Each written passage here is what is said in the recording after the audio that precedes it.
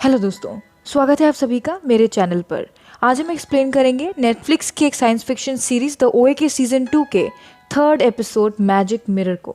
दोस्तों, इस एपिसोड की IMDb रेटिंग 8.5 है। अगर आपको एक्सप्लेनेशन पसंद आए तो वीडियो को लाइक और चैनल को सब्सक्राइब जरूर करें। चलिए बिना देरी के चलते हैं कहानी की ओर। दोस्तों, इस एपिसोड की शुरुआत में हम प्रायरी की बॉडी को एक कॉफिन में देखते हैं जिसे फ्यूनरल के लिए ले जाया जा रहा था। ओए की आत्मा तो दूसरी दुनिया में पहुंच चुकी थी, मगर उसका शरीर अब मर चुका था। फिर हम स्टीव और जेसी को एक गाड़ी में देखते हैं जिसे वह बहुत तेज चला रहे थे। उन्हें एक पुलिस वाला हाईवे पर रोकता है, मगर वो उन्हें देखकर पहचान जाता है कि ये लोग वही बच्चे थे जिनकी वजह से वह शूटर पकड़ा गया था। और स्टीव पुलिस वाले से कहता है कि वे अपनी दोस्त प्रायरी के फ्यूनरल से आ रहा था। ये सुनकर पुलिस वाला उन्हें जाने देता है। अगले सीन में हम बक को देखते हैं जिसके माँ बाप ने उसे प्रायरी के फ्यूनरल में नहीं जाने दिया था। हमें पता चलता है कि बक का पूरा परिवार ये जगह छोड़कर हमेशा के लिए यहाँ से जा रहा था। अचानक बक को हम की आवाज़ उसके मिरर से सुनाई देती है। वह शीशे के पास जाता है, लेकिन तभी स्टीव का मैसेज बक को मिलता है जिसमें स्टीव ने लिखा था कि अल्फोंसो को लेकर एंजी के घर पर आओ, मेरे पास एक प्लान है। एंजी के घर पहुंचने पर स्टीव उन्हें बताता है कि उसने एंजी को सारे मूवमेंट सिखा दिए हैं। वो उन्हें कहता है कि इस दुनिया में हमें मिला ही क्या है, हम यहाँ से मूवमेंट्स करके निकल सकते हैं।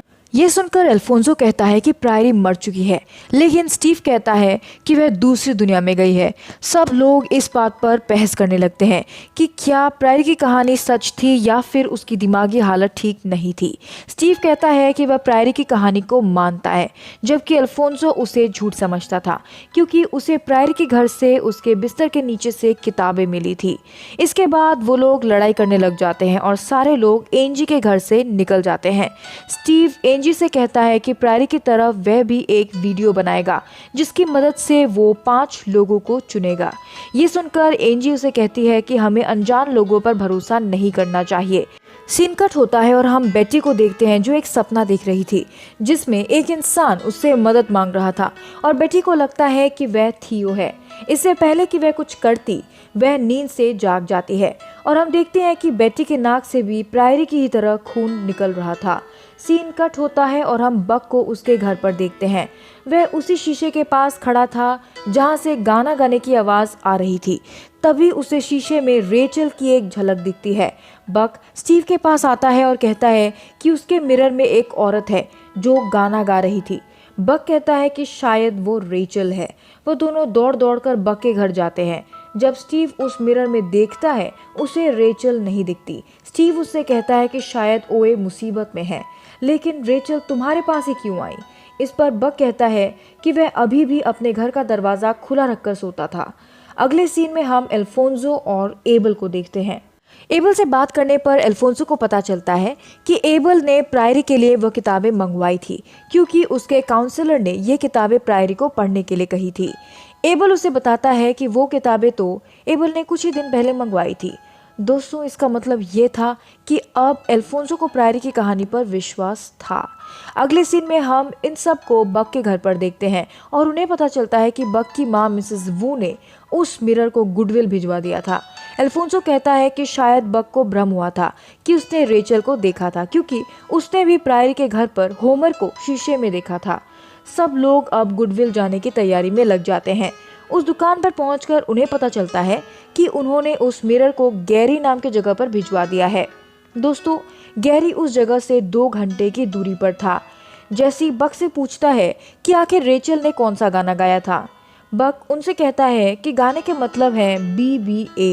दोस्तों, BBA दरअसल बेटी थी। अब सब बेटी को ढूंढने जाते हैं।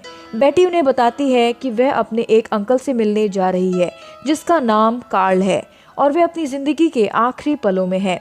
बेटी तो उन्हें ट्रेन के टिकट्स भी दिखाती है जो उसने ली हुई थी। स्टीव बेटी को उनके साथ आने के लिए मना लेता है और गैरी पहुंचकर उन्हें बक का मिरर मिल जाता है। स्टीव कहता है कि रेचल सूरज ढलने के बाद हमें ज़रूर दिखेगी। तभी वहाँ उस दुकान में काम कर रही सोनिया नाम की लड़की उनसे कहती है कि वो उसके साथ एक चर्च में रह सकते हैं। चर्च पहुंचकर स्टीव उस मिरर के आसपास कुछ कैंडल्स लगा देता है और सारे लोग रात होने का इंतज़ार करते हैं। अगले सीन में हम अल्फोंसो को एक आदमी के साथ देखते हैं और हमें पता चलता है कि वह गे है।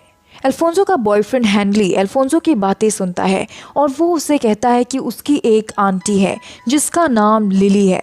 वो दरअसल दूसरी दुनिया के लोगों से बात करवा सकती थी। सुबह अल्फोंसो स्टीव को आंट लिली के बारे में बताता है और वो डिसाइड करते हैं कि वो उनके पास जाएंगे, लेकिन लिली का घर 500 मील दूर था। अगली सुबह वो आंट लिली के पास जाने के लिए निकल जाते हैं। रास्ते में उनकी गाड़ी का एक एक्सीडेंट हो जाता है और बग का मिरर टूट जाता है। हम देखते हैं कि स्टीव ने एक जानवर को टक्कर मार दी थी जो छटपटा रहा था। जैसी एक बड़ा सा पत्थर उस पर गिराकर उसे दर्द से छुटकारा दिला देता है। अगले सीन में सब लोग आंट लिली के घर पहुंचते हैं, लेकिन उनका टूटा हुआ शीशा देखकर वह उन्हें वहां से जाने के लिए कह देती है। सीन कट होता है और हम उन बच्चों के माँ बाप को देखते हैं जिन्होंने उनकी मिसिंग कंप्लेंट लिखवाई थी।